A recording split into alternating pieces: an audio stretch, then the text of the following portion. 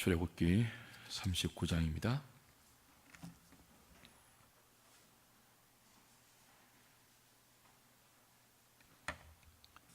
(32절부터) (43절까지) 제가 한 절, 여러분이 한 절 교독합니다. 출애굽기 39장 32절부터 43절까지입니다. 이스라엘 자손이 이와 같이 성막 곧 회막의 모든 역사를 마치되 여호와께서 모세에게 명령하신 대로 다 행하고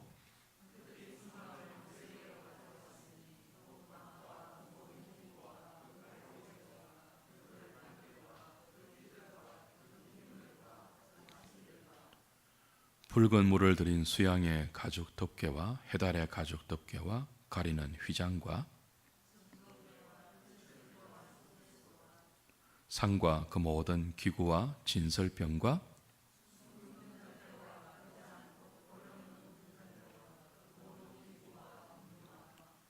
금제단과 관유와 향기로운 향과 장막 휘장문과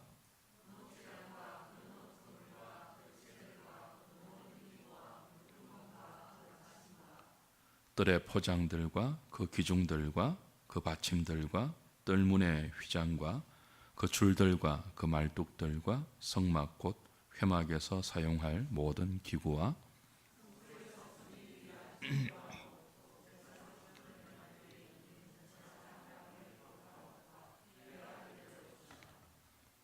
여호와께서 모세에게 명령하신 대로 이스라엘 자손이 모든 역사를 마침에 모세가 그 마친 모든 것을 본즉 여호와께서 명령하신 대로 되었으므로 모세가 그들에게 축복하였더라. 아멘.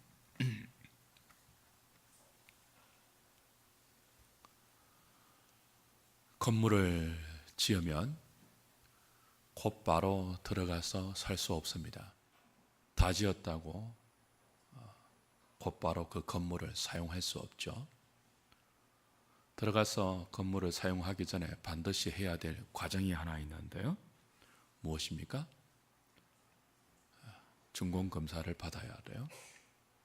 이 건물이 설계도대로 지어졌는지, 건물을 지을 때 관련 법규는 다 준수했는지, 재료는 설계가 지시하는 대로 정당한 재료를 사용했는지 반드시 준공검사를 받아야 합니다. 이제 성막이 다 지어졌습니다. 만들어졌습니다. 성소와 지성소를 덮는 덮개, 그리고 성소와 지성소를 구분하는 휘장,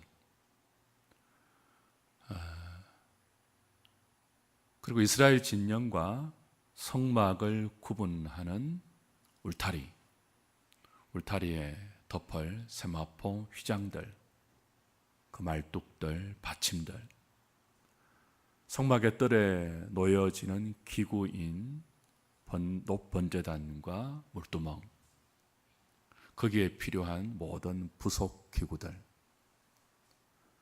성막의 동쪽 문에 해당되는 휘장, 청색, 자색, 홍색 실로 정교하게 수놓은 휘장,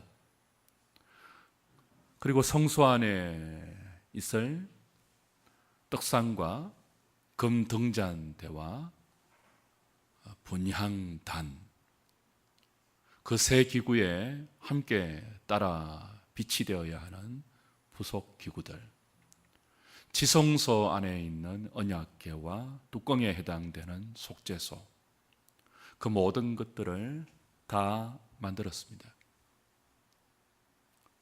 다 만들고 제사장의 의복까지 다 완성되었죠. 성막에 관한 모든 역사가 마쳐졌습니다. 다 만들어졌으니까 곧바로 들어가서 제사하면 될까요? 그렇지 않죠. 그 전에 해야 될 일이 있죠. 뭘 합니까? 건물이라면 준공검사에 해당되는 일이 남아 있습니다. 오늘 본문이 바로 이 준공검사에 해당되는 내용입니다. 과연 하나님께서 명령하신 대로 이 성막이 잘 만들어졌는가? 하나님이 만들라고 하신 그 재료를 그대로 사용했는가? 치수는 그대로 지켰는가? 성막들에는 노스로 기구를 만들고 성소 받침에는 은으로 만들고 성소와 지성소 안에는 다 금으로 기구들을 만들었는가? 그걸 상세하게 준공 검사를 받아야 되는 거죠. 놋이 모자랐거든요. 놋이 모자라서 여인들의 거울까지 다 이렇게 동원되었습니다. 놋이 모자란다고 놋으로 만들어야 할 기구를 은으로 만들면 안 되죠. 은으로 만들어야 할 기구를 금으로 만들어도 안 됩니다. 하나님이 명령하신 대로 정확한 재료로, 정확한 모양으로, 정확한 치수로 성막은 만들어져야 합니다. 특별히 이 성막은 조립식 텐트 아닙니까? 분해하고 조립해서 이동해야 하는 그런 기구거든요. 조립식이니까 더 정교해야 돼요. 구름기둥, 불기둥이 떠오르면 성막을 분해해서 메고 행진했잖아요. 그리고 구름기둥이 머무르면 성막을 다시 그 구름기둥이 머무른 장소에 조립해서 텐트를 쳐야 한단 말이죠. 이동식, 조립식이니까 더 정교해야 됩니다. 조금이라도 맞지 않으면요, 이 성막 자체가 세워지지를 않아요. 준공검사가 얼마나 중요합니까? 준공검사를 누가 하죠? 32절에 보니까요, 이스라엘 자손이 이와 같이 성막 곧 회막의 모든 역사를 마치되 여호와께서 모세에게 명령하신 대로 다 행하고, 그 다음 33절, 그들이 성막을 누구에게로요? 모세에게로 가져왔으니, 그리고 만들었던 모든 것들이 이제 33절 후반부부터 41절까지 쭉 나열이 됩니다. 성막에 해당되는 모든 것들이 다 나열이 되죠. 그걸 모세에게 다 가져왔어요. 그럼 모세가 검사를 하죠. 원래 성막은 누가 검사해야 합니까? 하나님이 하셔야 되죠. 하나님의 집이니까. 근데 왜 모세가 하죠? 모세가 하나님께 직접 성막의 설계도를 시내산에서 받았잖아요. 모세는 하나님의 계시 가운데 하늘의 성막을 다 보았습니다. 그리고 다 받았습니다. 그대로 백성들에게 전달했죠. 그리고 백성들은 모세를 통해서 하나님이 명령하신 대로, 지시하신 대로 성막을 다 만들어서 모세에게 가지고 왔죠. 당신이 말씀하신 대로 우리가 다 만들었습니다. 검사해 주십시오. 그런 뜻입니다.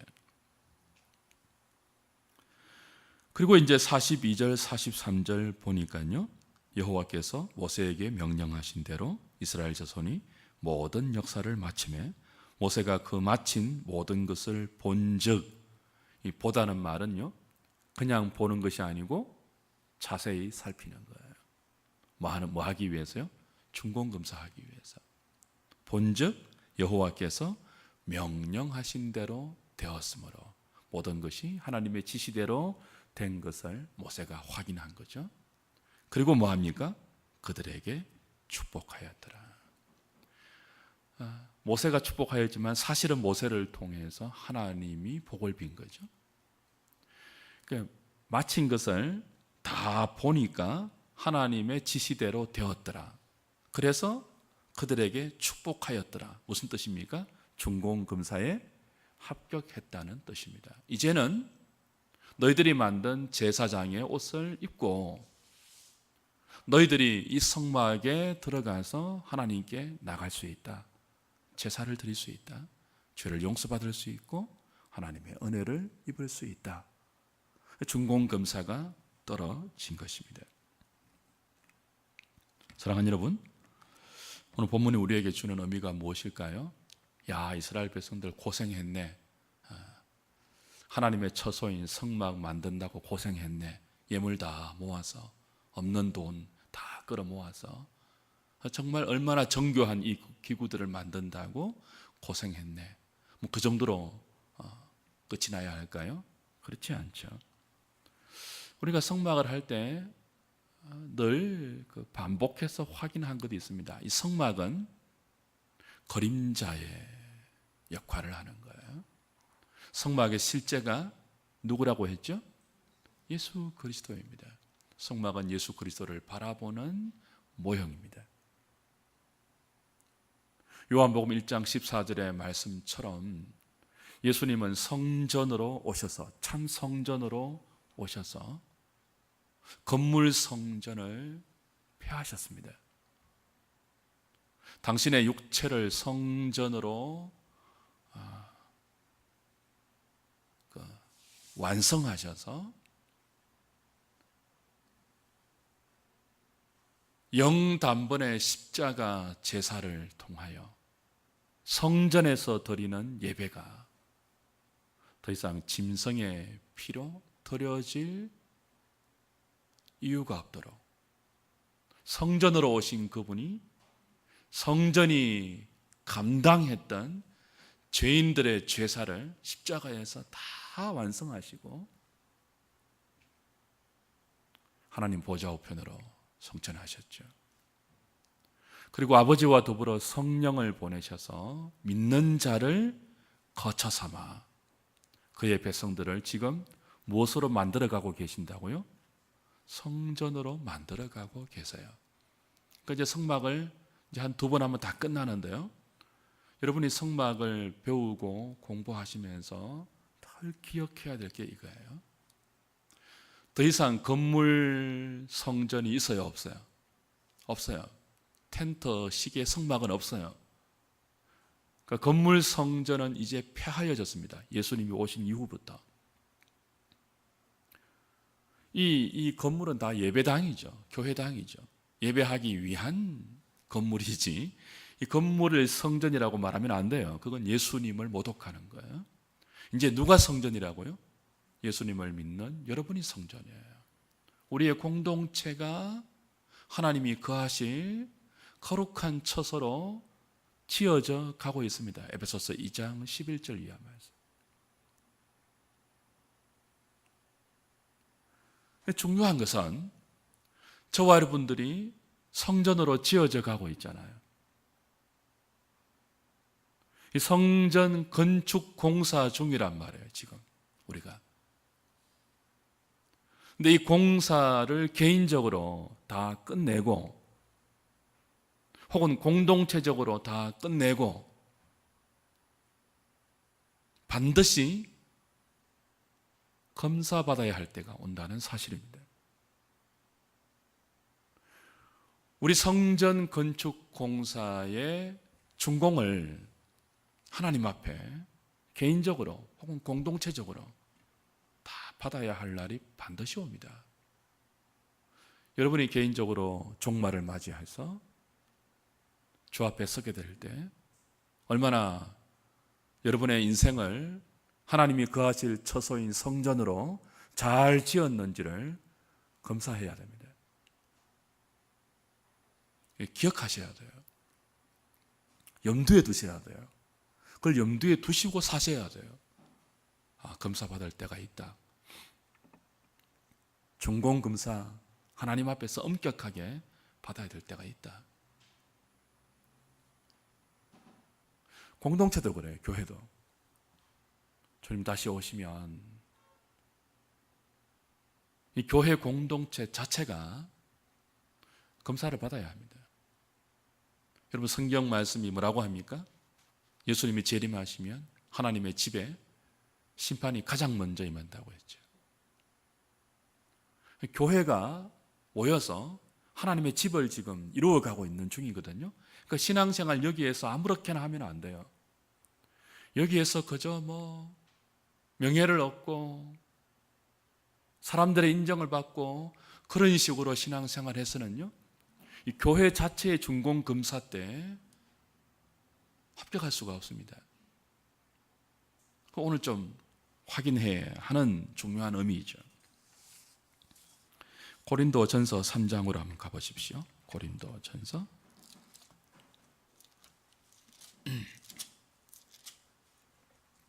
10절부터 17절까지입니다.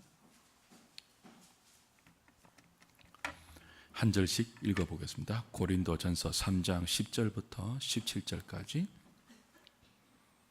내게 주신 하나님의 은혜를 따라 내가 지혜로운 건축자와 같이 터를 닦아두매 다른 이가 그 위에 세우나 그러나 각각 어떻게 그 위에 세울까를 조심할지니라.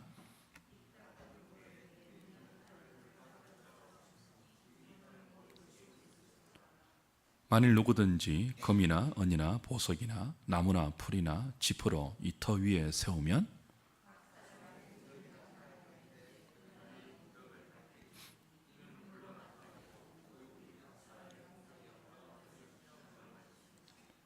만일 누구든지 그 위에 세운 공적이 그대로 있으면 상을 받고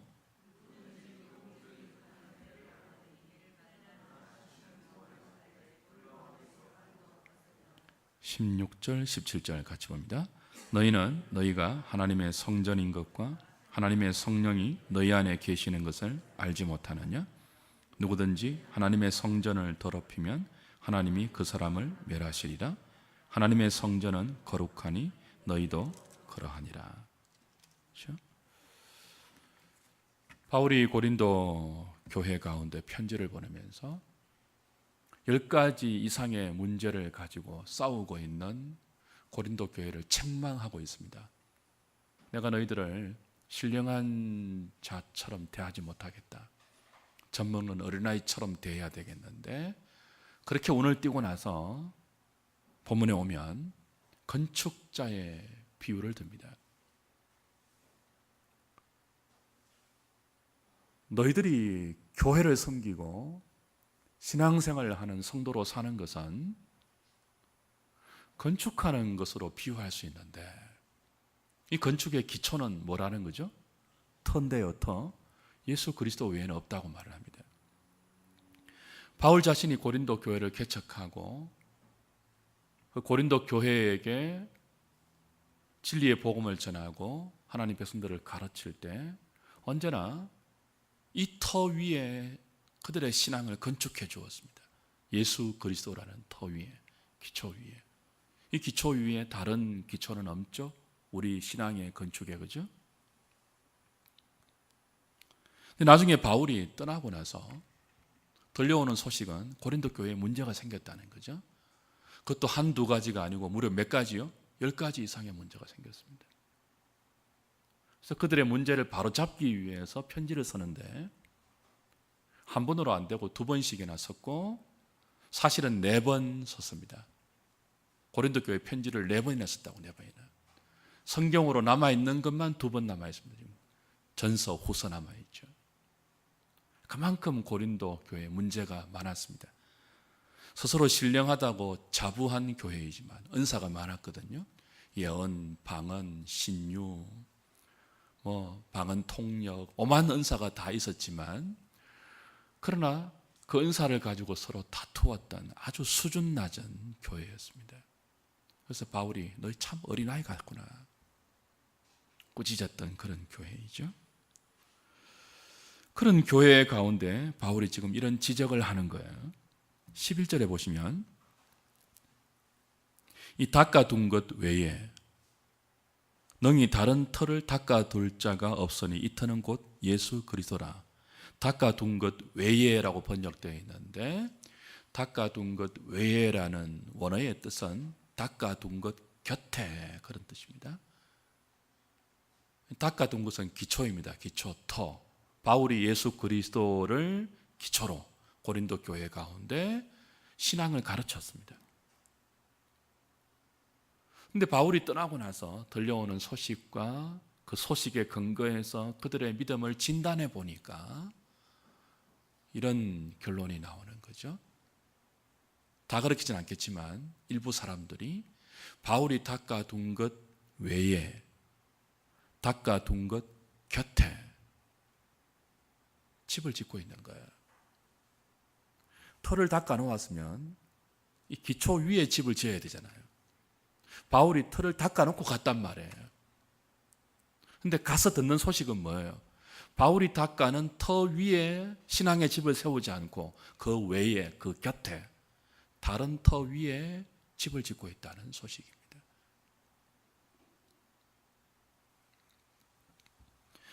예수 그리스도는 명분에 불과하고 교회니까 예수 그리스도라는 이름은 덜먹이겠죠. 근데 이게 명분이에요. 고린도 교회는 철저하게 자기를 자랑했습니다. 은사를 자랑했고 사람을 자랑했습니다. 바울파, 베드로파, 그리고 예수파, 바나바파, 서성을 자랑했고 그들의 신앙 지식을 자랑했고 누가 신령한지 받은 은사를 가지고 견주면서 다투고 경쟁했습니다. 그러니까 그들의 지금 신앙생활을 경주하는 양상을 보면 예수 그리스도 위에 세우지 않고 자기 자랑, 자기 인정, 자기 야망 위에 세우고 있는 거죠. 기초가. 그러니까 그럴 수 있다는 것을 지적하는 것입니다. 한번 돌아보라는 거예요.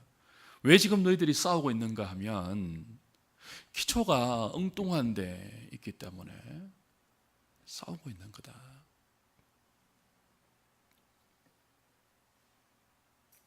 그렇게 하면 중공검사 때 아예 내밀지도 못하는 거죠. 설계도 하고 전혀 다르니까요. 또 한 가지 비유의 오늘 핵심은 기초가 예수 그리스도라는 터 위에 바르게 닦여졌고 그 위에 건축을 하고 있는데 성전 건축을 하고 있는데 재료가 잘못될 수 있다는 것입니다. 그게 이제 12절부터의 비유이죠. 만일이라고 비유를 드는데요. 어떤 사람은 금, 은, 보석으로 집을 짓습니다. 어떤 사람은 나무, 풀, 짚으로 터 위에 집을 세웁니다. 그러니까 6가지 재료가 나오는데요. 3가지는 불에 안 타는 재료이고 3가지는 불에 타는 재료예요. 근데 이제 이게 중공검사를 받을 때 공력이 지나간다는 말은 중공검사에 비유할 수 있는 그런 말이겠죠. 불로 공력이 지나가요. 불로. 근데 불이 지나갈 때 타면 이거 이제 중공검사를 필요하지 못하는 거죠. 불이 지나가도 안 타는 재료로 지어야 상을 받는다. 이렇게 말하고 있습니다.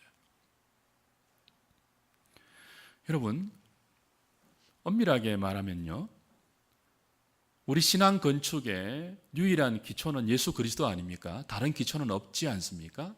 이 유일한 기초 위에 각자 그리고 공동체적으로 집을 지을 때 하나님이 거하실 처소인 성전을 지어갈 때 사실은 재료도 엄격하게 제한되어 있다는 사실을 유념할 필요가 있습니다. 기초 위에 예수 그리스도라는 기초 위에 아무 재료나 다 사용할 수 있는 것이 아니고요. 성막을 만들 때 하나님이 재료를 지정해 주셨죠. 그것처럼 우리 신앙의 건축도요, 예수 그리스도라는 터 위에 오늘 6가지 재료를 바울이 비유로 했지만 사실은 집을 짓는 재료도 엄격하게 제한되어 있습니다. 우리 마음대로 지으면 안 되죠. 말씀대로 지어야 합니다. 이제 그 말씀대로 짓는 것을 불타지 않는 금, 은, 보석으로 비유한 거예요. 말씀대로 신앙생활을 하지 않고 자기 마음대로 한 것은 불에 타는 것으로 비유한 거죠. 풀이나 나무나 짚으로 비유한 거예요. 바로 뒤에 16절, 17절에 너희는 너희가 하나님의 성전인 것과 하나님의 성령이 너희 안에 계시는 것을 알지 못하느냐. 누구든지 하나님의 성전을 더럽히면 하나님이 그 사람을 멸하시리라. 하나님의 성전은 거룩하니 너희도 거룩하라라고 되어 있죠. 그러니까 지금 너희가 지금 하나님의 성전으로 지어져 가는데 하나님이 성령으로 너희 안에 계시면서 너희들을 성전으로 짓고 있는데 교회를 통해서 고린도 교회가 그 성전 건축 공사를 잘못하고 있는 거예요. 바울이 볼 때 어떤 사람은 기초를 아예 잘못 닦고 있고 어떤 사람은 예수 그리스도라는 기초 위에 나름대로 집을 세우고 있는데 재료가 하나님이 지시하는 재료가 아니에요. 불타버릴 재료로 집을 지으니까 너희들 그대로 건축하다가는 다 지었다고 해도 준공 못 받는다. 지금 그 경고를 하고 있는 거란 말이죠. 그러면서 연결되는 거죠. 성전을 더럽히면 하나님이 그 사람을 멸하시리라. 하나님의 성전은 거룩하니 너희도 그러하니라. 그러니까 불타버릴 재료는요, 성전을 더럽히는 것에 해당되는 것입니다. 그리고 성전을 더럽히는 것이 무엇이냐라고 하면 그 뒤에 문맥에 또 바로 나와요. 18절. 아무도 자신을 속이지 말라. 너희 중에 누구든지 이 세상에서 지혜 있는 줄로 생각하거든 어리석은 자가 되라. 그리하여야 지혜로운 자가 되리라. 이 세상 지혜는 하나님께 어리석은 것이니 기록된 바 하나님은 지혜 있는 자들로 하여금 자기 꾀에 빠지게 하시는 이라 하였고 또 주께서 지혜 있는 자들의 생각을 헛것으로 아신다 하셨느니라. 21절. 그런즉 누구든지 사람을 자랑하지 말라.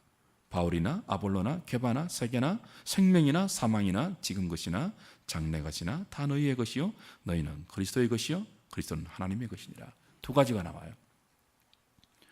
불타 없어버릴 재료로 건축을 하면 준공을 못 받습니다. 그것은 성전을 더럽히는 것에 해당되고요. 성전을 더럽히는 것이 무엇이냐라고 할 때 바울이 구체적으로 두 가지를 가르쳐요. 하나는 세상의 지혜를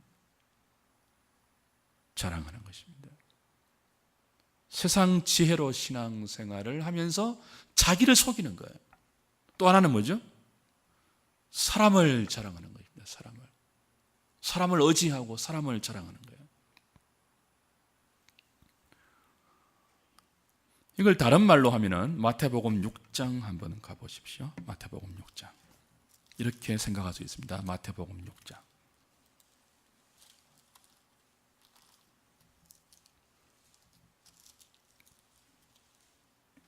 19절, 20절. 너희를 위하여 보물을 땅에 쌓아두지 말라. 거기는 좀과 동록이 해하며 도둑이 구멍을 뚫고 도둑질하느니라. 오직 너희를 위하여 보물을 하늘에 쌓아두라. 거기는 좀이나 동록이 해하지 못하며 도둑이 구멍을 뚫지도 못하고 도둑질도 못하느니라. 그렇죠?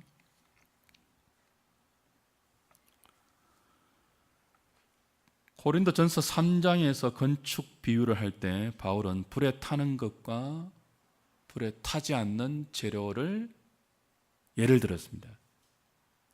그리고 구체적인 예로 세상 지혜와 사람을 자랑하는 것이 불에 타는 것이라고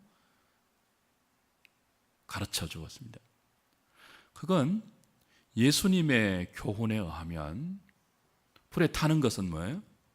세상 지혜를 의지하고 자랑하는 것, 사람을 자랑하는 것, 그러니까 칭찬과 인정과 뭐 그런 것들이에요. 사람 앞에서의 박수와 칭찬과 인정 이런 것들은 예수님의 산상수훈의 교훈에 의하면요, 땅의 보물을 쌓아두는 거예요. 땅의 보물은요, 땅에 있을 동안에는 좋은 것처럼 보이지만 영원한 것 아니에요. 좀 쓸고 도둑이 들 수 있고 동록이 쓸 수 있는, 녹슬 수 있는 그런 것들이죠. 영원한 것 아니에요. 그러니까 하늘의 보물을 쌓아두라라고 예수님 말씀하시는 그것, 그러니까 불에 타지 않는 것은요, 하늘에 쌓아둔 보물에 해당되는 재료입니다. 금이나 은이나 보물 같은 것. 세상 지혜를 의지하지 않고 사람을 자랑하지 않는 오직 그리스도의 말씀에 기초해서 자기 인생을 경주하고 신앙을 이렇게 영위하는 것, 지혜로운 건축자입니다. 그런데 사람을 의식하고 사람한테 인정받기 위해서 하고 자기 칭찬과 자기 박수와 그걸 위해 세상 지혜를 동원하는 식의 신앙생활, 그런 식의 자기 인생을 사는 사람은 땅의 보물을 찾는 것이고, 그 땅의 보물을 찾는 것은요, 도둑 맞는 거예요. 녹쓰는 거예요. 없어지는 거예요. 다시 말하면 불이 지나갈 때 불타는 거예요. 나무나 짚이나, 그렇죠? 그런 것들로 집을 지으려고 하는 거죠. 그러니까 저와 여러분들의 인생이, 신앙이 영원이라는 관점에서 지어져야 돼요. 영원이라는 관점에서 불타 없어지지 않는 재료로 건축을 한다는 것은 뭐예요? 순간을 살지 말고 영원이라는 관점에서, 신학적으로 말하면 종말론적인 시각을 가지고, 우리 요즘 베드로 전서를 배우잖아요. 산소망을 가지고 썩지 않고 더럽지 않고 쇠하지 않는 하늘에 간직된 그 기업을 바라보면서 항상 있고 살아있는 하나님 말씀에 기초해서 우리의 인생을 경주하면 그게 불타 없어지지 않는 재료로 예수님 위에 집을 짓는 지혜로운 건축이에요. 그게 중공검사 때 합격을 하고 상을 받는 건축이죠. 근데 고린도 교회는 그렇게 건축을 하지 않고 있습니다. 고린도 교회는 세상의 순간적인 가치와 성공을 위해서 수단 방법을 가리지 않는 신앙생활을 합니다. 도덕적으로, 영적으로 부패하고 타락한 자리로 달려가고 있습니다. 여러분 기억나십니까? 10년 전에 우리 고린도전서 강의했는데요. 고린도 교회에 어떤 사건이 있었는가 하면은 형제들끼리 법정에 가는 소송의 문제가 있었습니다. 그래서 바울이 책망하죠. 너희가 정말 종말론적인 시각을 갖고 사는 그리스도인이냐? 너희가 정말 예수 그리스도를 기초하고 그 위에 불타지 않는 재료로 성전을 건축하고 있는 지혜로운 건축자가 맞느냐? 어떻게 성도들끼리 세상 법정에 갈 수가 있느냐? 그리고 뭐라고 하죠? 차라리 당하라 그럽니다. 차라리 속고, 차라리 당하고, 차라리 손해보라 그럽니다. 유명한 구절이죠. 차라리. 고린도전서에서 많이 등장하는 이 단어입니다. 차라리. 법정 가지 말고 차라리 손해보라는 거예요. 뭐 하면요? 성도라면, 너희들이 예수 그리스도라는 터 위에 불타지 않는 재료로 건축을 하고 있는 지혜로운 건축자라면, 그래서 너희들이 성전으로 지어져 가고 있는 공사 중인 인생이라면 소송하지 말고 법정 가지 말고 차라리 지라는 거예요. 차라리 양보하고 차라리 손해보라는 거예요. 이거 언제 가능합니까? 종말론적인 시각이 있을 때 가능한 겁니다. 영혼의 관점에서 자기 인생을 살 때 가능한 거예요. 이 순간만 보면 절대로 못 그러죠.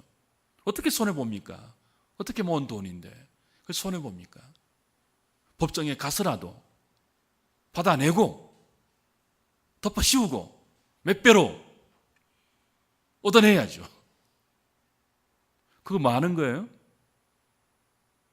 불타 없어질 재료로 집을 짓는 것입니다. 비록 이 땅에서는요, 여러분 금이나 은이나 보석으로 집을 짓는 거하고 나무나 짚이나 불타 없어질 것으로 집을 짓는 거하고 불이 지나가기 전까지는 똑같이 보일 수 있습니다.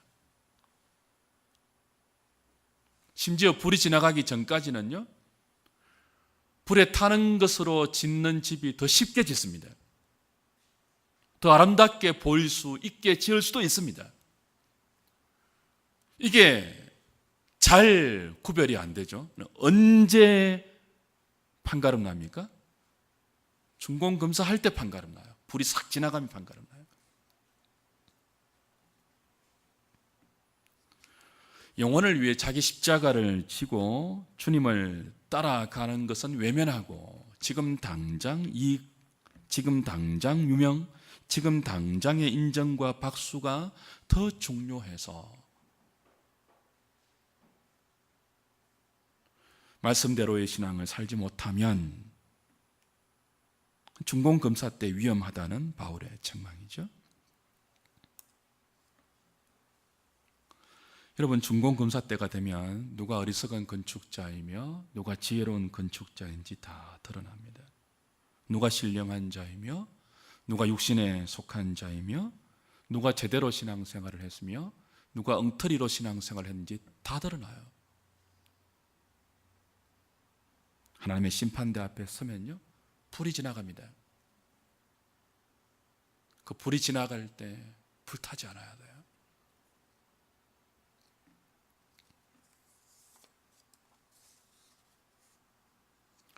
간혹 고린도전서 3장 우리가 지금 함께 보았던 이 구절을 근거로 이제 불 가운데서 구원을 얻는다 그런 말이 있으니까요. 바울이 구원을 얻되 불 가운데서 얻는 것이다 이런 말이 있으니까 어떤 사람이 생깁니까? 목사님, 저는요 하나님 앞에 섰을 때 상 안 받아도 좋습니다. 뭐만 하면 된다고요? 불 가운데 얻는 구원만 얻으면 됩니다. 그런 사람 있어요, 없어요? 진짜 있습니다. 저한테 그런 말 하시는 분이 있어요, 진짜. 이 구절을 근거로 해서. 고린도전서 3장 10절 이하의 구절을 근거로 해서. 부끄러운 구원 받겠다는 거예요. 근데 성경 해석은요, 첫 번째 원리가 문법적인 해석인데 그 문법적인 해석의 골자가 문맥을 따라 해석하는 것입니다. 이 문맥은 부끄러운 구원이 있느냐 없느냐의 문맥이 아니고 뭐죠? 건축을 제대로 해라는 문맥입니다. 고린도 교회의 엉터리 신앙을 책망하는 문맥이란 말이에요. 너희들이 그렇게 신앙생활하면 부끄러운 구원 받는다의 문맥이 아니고 부끄럽게 될 수도 있으니까 그렇게 하지 말라는 문맥이에요. 그러니까 이 구절을 가지고 나는 부끄러운 구원만 받아도 됩니까? 그렇게 악용하면 안 돼요.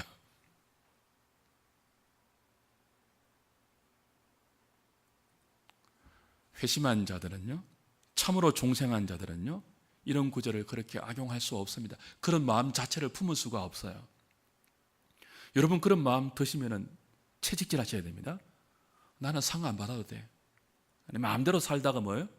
천국만 가면 돼.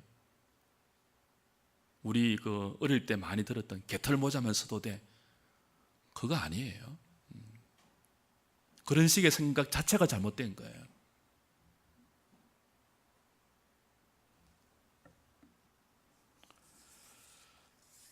신앙의 부실 공사를 막기 위해서는 중공검사 전에 중간중간 감리를 해야 됩니다.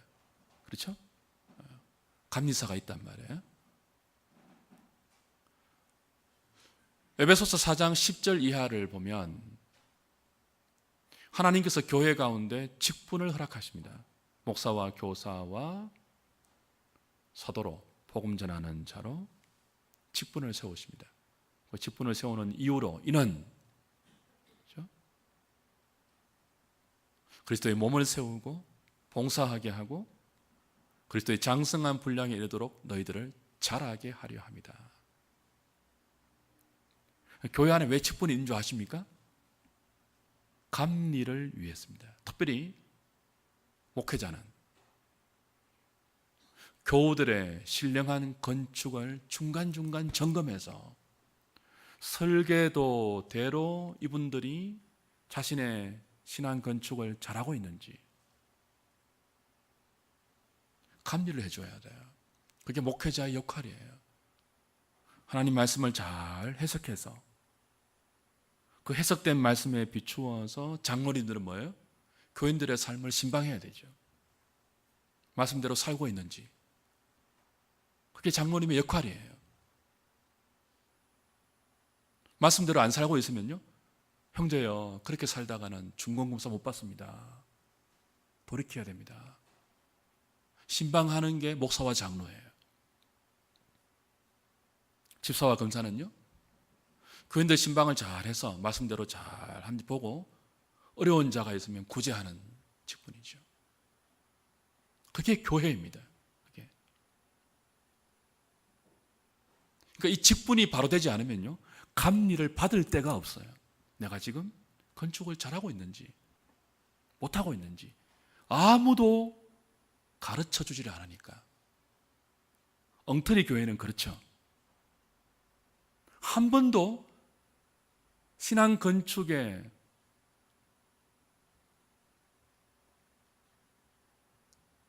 코칭을 안 해줍니다. 그래서 목회자는 나중에 큰 책임이 있습니다. 교회를 얼마나 키웠느냐가 사명이 아니에요, 목회자는. 그 교회 하나님이 허락하신 지체들에게, 성도들에게, 그리스도의 몸이잖아요. 이들이 예수 그리스도라는 터 위에 불타지 않는 재료로 하나님이 거하실 처소로 자기 인생을 성전으로 잘 지어갈 수 있도록 하나님의 설계도를 늘 말씀에 충실하게 해석해서 가르쳐 줘야 되고, 재료는 무엇인지를 가르쳐 줘야 되는 거죠. 그게 목회자가 존재하는 이유예요. 그걸 위해서 밤낮 없이 기도하고 말씀을 연구하고 공부해야 되죠. 저는 원래 이제 20년째 아닙니까? 20년쯤 설교 횟수로 따지면 30년 가까이 되죠. 그 정도 설교를 하면 이제는 다른 전문 분야 같으면요, 그냥 익숙해져서 막 쉽게 해야 되잖아요. 그런데 안 그래요. 갈수록 힘들어요. 시간도 더 오래 걸려요. 요즘은 주일 설교 한 편 준비하는데 그 며칠이 걸려요, 며칠이. 과거에는 어릴 때는 적당히 좀 뺏기기도 하고 그랬지만 이제는 못 그러니까. 자존심이 있지, 제가. 그죠? 제 설교를 만들어야 되니까. 책을 몇십 권씩 읽고는요, 책을 다 덮고 그냥 이렇게 친단 말이에요. 그리고는 또 줄여야 되고. 며칠이 걸려요. 너무너무 힘들어요. 왜 힘들게 해야 되느냐? 여러분의 신앙 건축이 잘 될 수 있도록. 제 사명이 그것이니까. 최선을 다해서 그걸 해야 되니까. 그래서 제가 여러분과는 잘 못 놀아줍니다. 여러분과 다 놀아주고는 말씀을 준비를 못해요. 여러분, 어떤 교회는 친교 위주로 갑니다. 잘 놀러 다니죠. 모든 기관이. 그런 교회는 필히 부실공사로 갈 가망성이 많습니다. 관계 위주로 가면요, 관계가 깨어지면 교회 자체가 깨어집니다. 굉장히 부실한 교회입니다. 굉장히 건강하지 못한 교회입니다. 관계 위주로 되는 교회. 언제나 교회는 말씀 위주로 가야 됩니다. 여러분은요, 제가 없어도 신앙생활 할 수 있어야 됩니다. 저는 그렇게 목회를 하고 있습니다.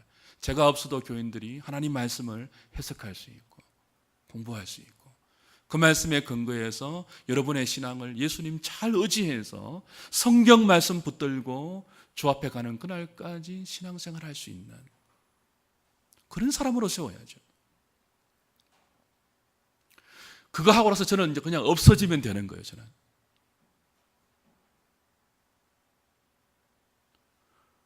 가장 건강하지 못한 교회가 어떤 교회인 줄 아십니까? 목회자가 감리사의 역할을 못하고 교인들이 자기만 의지하게 다 만들어서 소위 카리스마라는 이름으로 담임 목사 없으면 아무것도 못하는 교회, 담임 목사 없으면 그냥 흩어지는 교회, 건강하지 못한 교회이죠. 여러분, 저와 장로님이 이 감리사의 역할을 잘할 수 있도록 기도해 주십시오.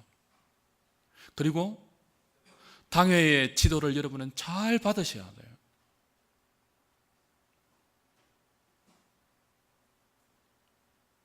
직분이 건강하게 회복될 때 우리 교회가 신령한 신앙 영적 건축을 잘할 수 있고 주 앞에 갔을 때 모두가 중공검사를 잘 받아서 아름다운 상을 받는 주인공들이 될 수 있는 것입니다.